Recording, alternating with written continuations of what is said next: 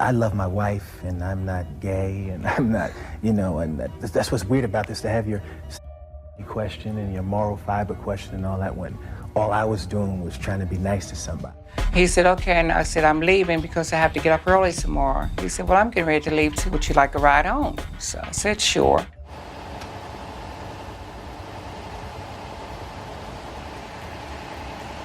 Corner crying. It looks like she was crying. She goes, oh, Eddie Murphy. She noticed him at the light. She recognized Eddie Murphy. Oh my God.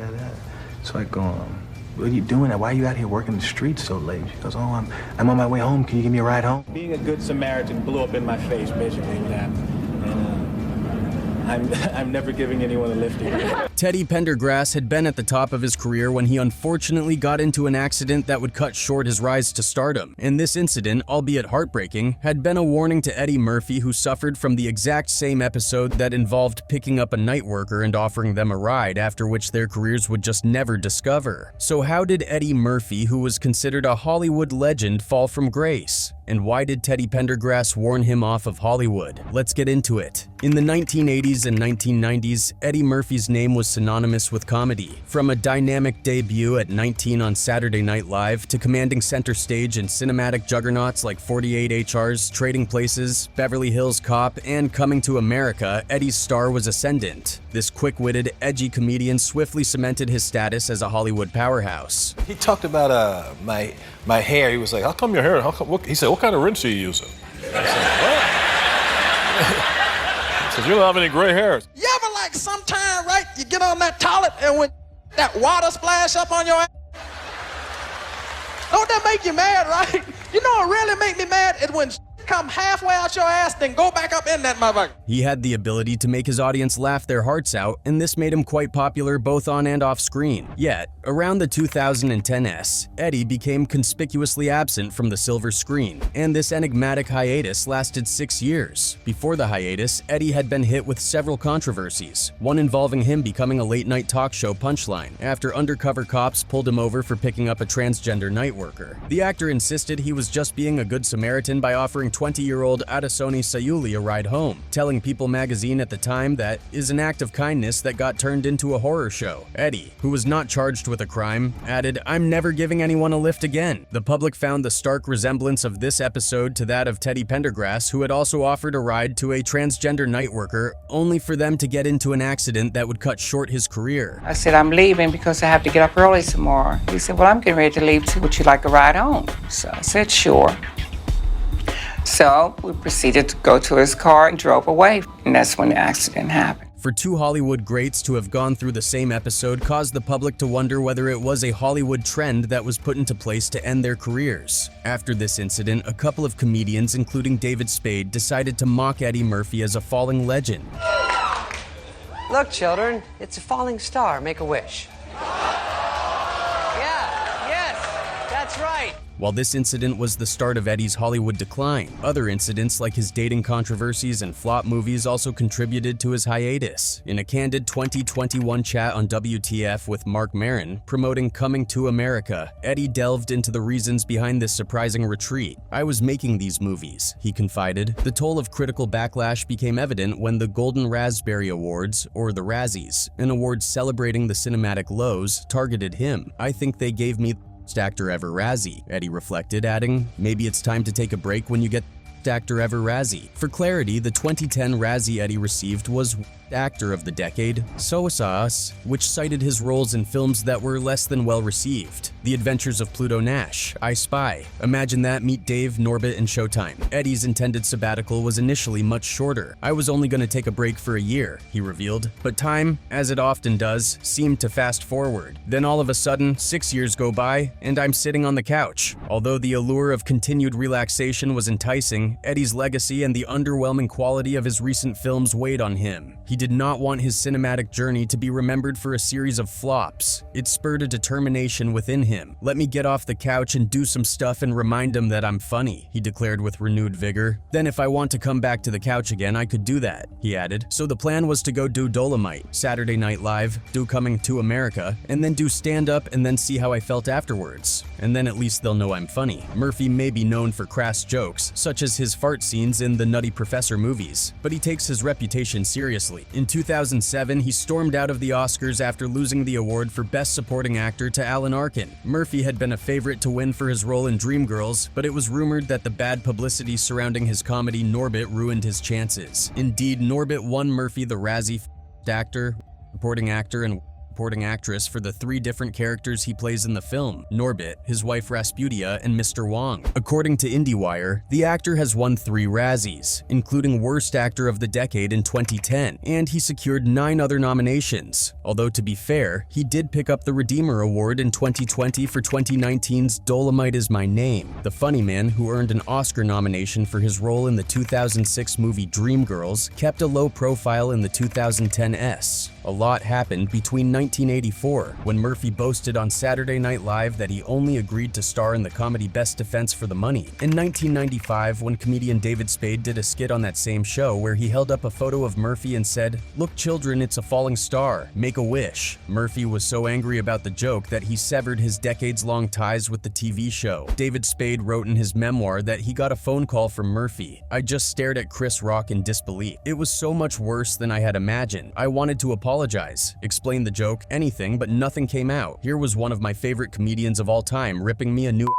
I had worshipped this dude for years, knew every line of his stand-up, and now he hated me, like really hated me." Eddie Murphy told the Rolling Stone in 2011, "What really irritated me about it at the time was that it was a career shot. It's one thing for you guys to do a joke about some movie of mine, but my career? And you know every joke has to go through all the producers, and ultimately, you know Lorne Michaels, Saturday Night Live producer, or whoever says, okay, it's okay to make this career crack." Despite the setbacks, Murphy's determination shone bright. He experienced a remarkable comeback with his role in Dolomite Is My Name in 2019. This comeback was acknowledged by the Razzies themselves, who awarded him the Redeemer Award, a testament to his ability to rise above challenges and shine once again. Eddie Murphy was also hit with another controversy after he began a high-profile romance with Spice Girl Mel B. The British star famously called the US funny man the love of my life, but the whirlwind 9-month romance hit the headlines for its bitter and sudden end. Mel and Eddie first met at a party at his Beverly Hills mansion in 2006, and according to the wannabe hitmaker, he had planned a massive dinner party to meet her, and after initial first date nerves, the pair hit it off with talks of tying the knot within months of dating. She said things turned sour after she got pregnant with their daughter Angel, and she fled to Leeds in the hope Eddie would follow her to win her back. But the actor told a journalist in a TV interview he questioned if he was the father of Mel's unborn baby, infamously commenting, "You're being presumptuous because we're not together anymore and I don't know whose child that is until it comes out and has a blood test. You shouldn't jump to conclusions, sir." He ended up receiving a lot of backlash from Spice Girls fans for the way he had treated Mel, and the backlash increased when test results came out and he was the father of her baby. Murphy had to give her his last name and $35,000 a month in child support. With the benefit of hindsight, the artist formerly known as Scary Spice said she was probably just too big a star to make it work. "You know, he's Eddie Murphy, and I'm like, well, I'm Mel B," she mused in a 2021 interview. "If something doesn't feel right, if it isn't equal, then what's the point? Yes, Eddie Murphy's a massive star. In my eyes, Spice Girls, so am I." Mel previously wrote about her and Eddie's relationship in her 2018 memoir Brutally Honest, revealing how things changed when Eddie asked her and her daughter Phoenix to move in with him in LA. Mel called her life in his home a gilded cage, claiming that Eddie did not want her to leave the house even for coffee, saying that someone could fetch it and was a germ freak paranoid about security. She claimed that he had a routine of going around his house at night making sure everything was locked and double locked. Another high-profile relationship of Eddie was with the music icon Whitney Houston. The music legend pursued a relationship with the comedian in the mid-1980s. Her friend Ellen White recalled that such was her obsession with Eddie. Whitney made her friends watch his film Coming to America repeatedly. According to another pal of the singers, Robin Crawford, the two were infatuated with one another just as Whitney was getting serious with Bobby Brown. Robin recalls how Whitney even received a phone call from Eddie on the morning of her wedding to say she was making a mistake. Eddie has always had pride in his large family and has even claimed a couple of times that he is all for his family and his children. He said, "I found it over and over again, and along the way I realized that if you put your children first, you never make a bad decision. When you hit a crossroads, you think, well, what is best for my children?" Eddie also insisted having 10 children is never something he has been ashamed of, though admitted it always begs questions. "Men kind of look at me like he's crazy. How much did that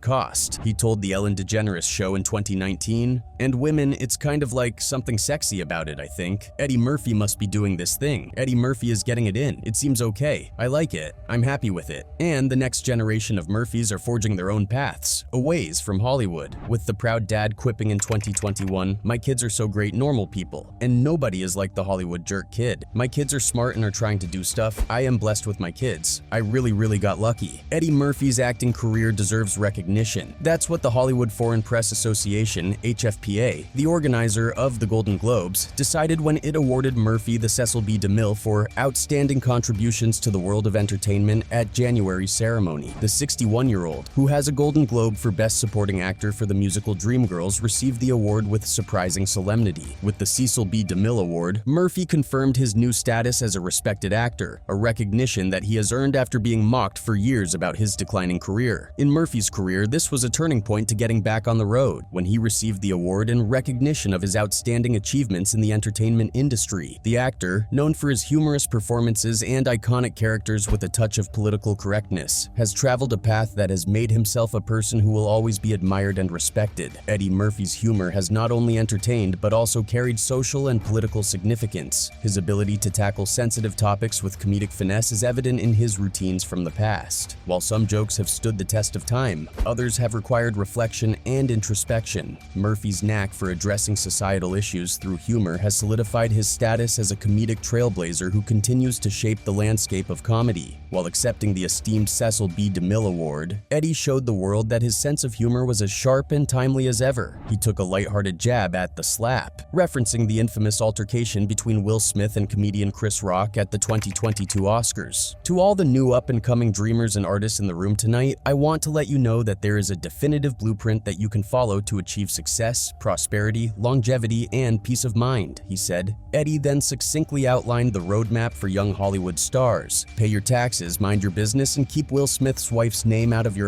mouth. Drawing a mixture of gasps and chuckles from the audience, Murphy started building his legacy at just 19 years of age when he was signed up to a contract with SNL, one of the most well-known comedy shows in television, and performed alongside actors and comedians twice his age, often writing many of his own sketches in the process. He starred in Saturday Night Live at a time when the show seemed doomed, but he was able to win over a new audience with his quick jokes, swearing, and quips about racism in America. In one of his most famous jokes, he talked about what the first black president would have to do to avoid being assassinated. While some leading black voices such as director Spike Lee accused Murphy of not being socially aware, his jokes from that time carry a surprising amount of political punch. Other jokes, such as his 1983 routine on homosexuality and AIDS, for which Murphy later apologized, have not stood the test of time. At 21, Murphy made his feature debut in the now classic crime comedy 48 HRs, starring alongside Nick Nolte as the flashy ex-convict Reggie Hammond. Murphy was paid $1 million for the role, a huge amount in 1982, and was, at the time, the highest amount ever paid to an actor on their first film. A year later, Murphy would star in Trading Places alongside SNL alumni Dan Aykroyd and Jamie Lee Curtis, directed by John Landis. The film was a critical and commercial hit and solidified, despite one or two commercial and critical flops, namely The Golden Child and Best Defense. Murphy was one of the most sought-after actors working in the 80s. Star Trek IV.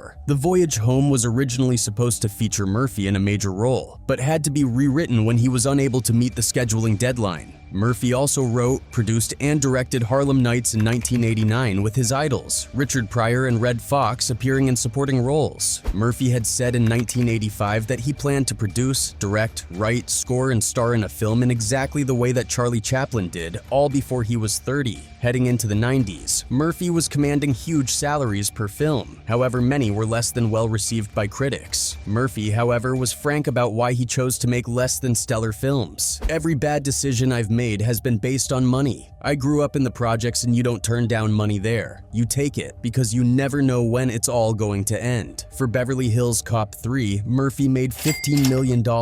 For Dr. Dolittle, he made close to $17 million.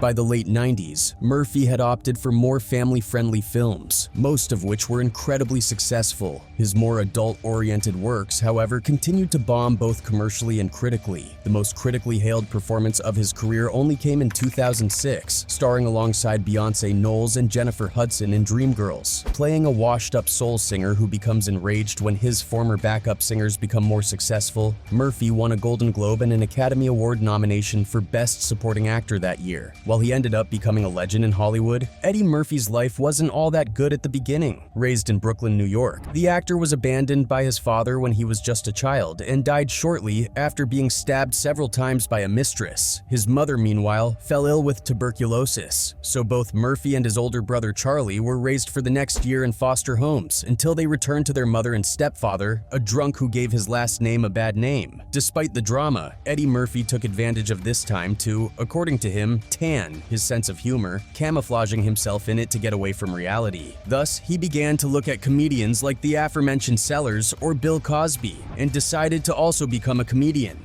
The first sketches that brought him to fame were characterized by being very incorrect, ridiculing all kinds of groups such as African Americans, Italian Americans, overweight people, or homosexuals.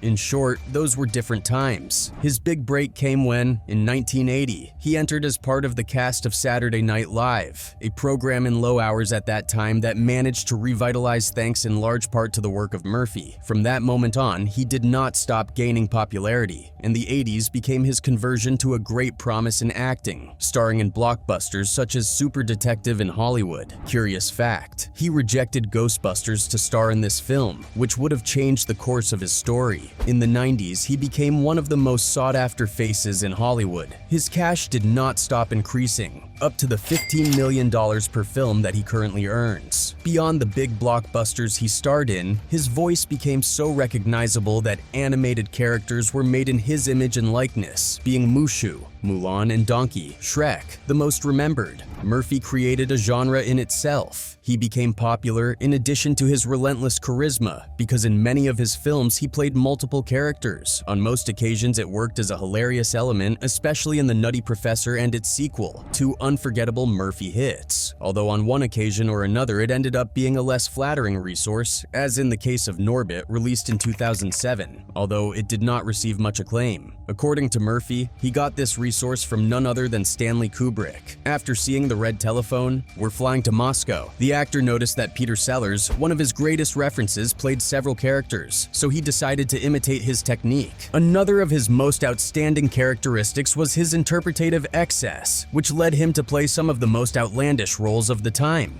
Even when it was his turn to play a tough guy, instead of taking it seriously, he would say, "I'm imitating Bruce Lee to look the part." Eddie Murphy always stood his ground, and on Saturday Night Live's 25th anniversary special in 1999, he was the show's only breakout star who refused to participate. He did not return until the 40th anniversary, appearing only to receive an ovation, not to make any jokes. But in 2019, Murphy surprisingly agreed to host the Saturday Night Live Christmas program, which brought back his classic characters from the 1980s and joked about the controversial design of Sonic in the Sonic the Hedgehog movie. The program gave the show its highest ratings in more than a decade and won Murphy an Emmy for Outstanding Guest Actor in a Comedy. This is the last episode of 2019, but if you're black, this is the first episode since I left back in 1984, he said in his opening monologue. Eddie Murphy saved a beloved TV show and blazed a trail for black performers, all without a roadmap. Better to pay tribute to him for his great work than prosecute him for his flops and youthful offenses, wrote journalist David Camp in a 2020 article in The Atlantic. The report, titled "The Return of Eddie Murphy," recalled how Murphy took a stand against the lack of diversity at the Oscars while presenting the Best Picture award in 1988. During his speech, he pointed out that only 3 black actors, Hattie McDaniel, Sidney Poitier, and Lou Gossett Jr., had won the award in 60 years. "I'll probably never win an Oscar for saying this, but hey, what the hey, I gotta say it," he said. Murphy's comeback was also important as he is one of the few remaining stars of his generation. At a large private dinner hosted by a group of black comedians including Chris Rock and Chris Tucker, actor Kevin Hart remembered the silence, only broken by laughter, with which everyone listened to their idol, Eddie Murphy. "We shared a bond, but it was one of respect, looking at Eddie and going, 'You're the reason why we can sit at this table. These doors got kicked open because of what you did,'" Hart told interviewer Howard Stern. With a new movie, You People, out on Netflix, another one, Beverly Hills Cop, and a sequel to Twins in the works, Murphy is back in the game. His movie comeback mirrors the fighting spirit of the real-life character in Dolomite Is My Name. who after starring in a series of blaxploitation films, convinces a radio station that he still has what it takes to be a star. Reflecting on his past stand-up experiences, Eddie remarked on the profound evolution he has undergone since he last held the microphone at 28. "I'm curious to see what it will be like because I was a baby when I did it before," he mused. Today, as Murphy stands at the forefront of Hollywood once again, his journey is a testament to resilience, determination, and the enduring power of talent. With his movie You People streaming on Netflix and exciting projects like Beverly Hills Cop, Axel Foley, and a sequel to Twins in the pipeline, Murphy's return to the spotlight is just a matter of time. He stands as one of the last remaining stars from his generation, a reminder of the immense impact he and his contemporaries had on the entertainment industry. His legacy extends beyond comedy. It also includes the opportunities he opened for upcoming generations of performers and comedians. His continuing influence and the respect he enjoys are evidence of his unwavering character and capacity to persevere in the face of difficulty. What do you think of Teddy Pendergrass warning Eddie Murphy, and were their episodes predetermined? Tell us in the comments section. That's it for this video. Bye.